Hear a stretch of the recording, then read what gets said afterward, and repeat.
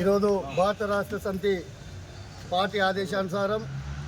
ఏదైతే కాంగ్రెస్ గవర్నమెంట్ ఉన్నదో 420 హామీలు ఇచ్చి అందులో ఒక్క హామీని కూడా నెరవేర్చకుండా సామాన్యమైన ప్రజల్ని ఎన్నో ఇబ్బందులకు గురి చేస్తూ అప్లికేషన్ల మీద అప్లికేషన్లు తీసుకుంటూ అనర్హులని అర్హులుగా అర్హులని అనర్హులుగా చేస్తూ ఈరోజు రాష్ట్రాన్ని ఒక భయంకరమైన పరిస్థితిని తీసుకొచ్చి వారిని ఎవరైతే ప్రశ్నిస్తారో వాళ్ళ మీద అక్రమ కేసులు పెడుతూ ఇప్పటి వరకు రైతు బీమా కానీ రైతు బంధు కానీ రైతు భరోసా కానీ ఒక్క స్కీమ్ కూడా పబ్లిక్ ఇచ్చింది లేదు. అందులో భాగంగానే ప్రజాపాలనని పెట్టిండు. మొన్న గ్రామ సభలు పెట్టి ఒక్క రేషన్ కార్డు కూడా ఇప్పటివరకు రిలీజ్ చేసింది లేదు. 26వ తారీఖు నుంచి రేషన్ కార్డు, ఇల్లు లేని వాళ్ళకి ఇండ్లు, మరి స్థలం లేని వాళ్ళకి స్థలం ఇస్తారన్న ఈ కాంగ్రెస్ గవర్నమెంట్ రేవంత్ రెడ్డి నీ బూటకపు మాటలు మానుకొని పబ్లిక్ని ఇక్కడి నుంచినైనా మాయమాట చెప్పి మోసం చేసుడు బంద్ చేయకపోతే భారత రాష్ట్ర సమితి తరఫున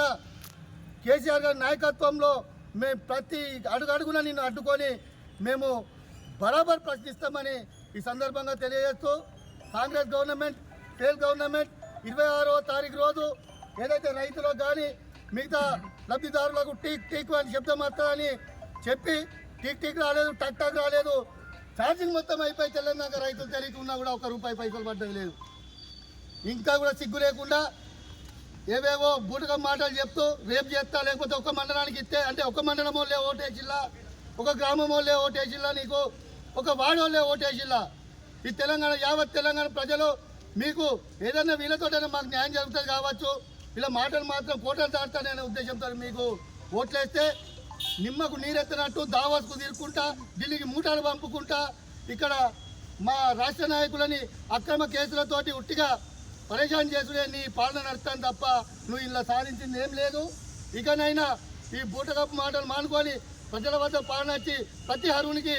రేషన్ కార్డు కానీ భూములు కానీ రైతు బంధు కానీ రైతు బీమా కానీ వెంటనే ఇప్పించాలి. ఇప్పకపోతే గౌరవనీయులు కేసీఆర్ గారి నాయకత్వంలో కేటీఆర్ గారి ఆదేశానుసారం డాక్టర్ ఆర్ఎస్ ప్రవీణ్ కుమార్ గారి అండదండలతో నిన్ను అడగడుగున్న ఈ కాంగ్రెస్ గవర్నమెంట్ని అడ్డుకొని ధర్నాలు అన్ని మిగతా కార్యక్రమాలు అన్ని చేయడానికి మేము వెనుకాడబోమని తెలియజేస్తూ జై తెలంగాణ.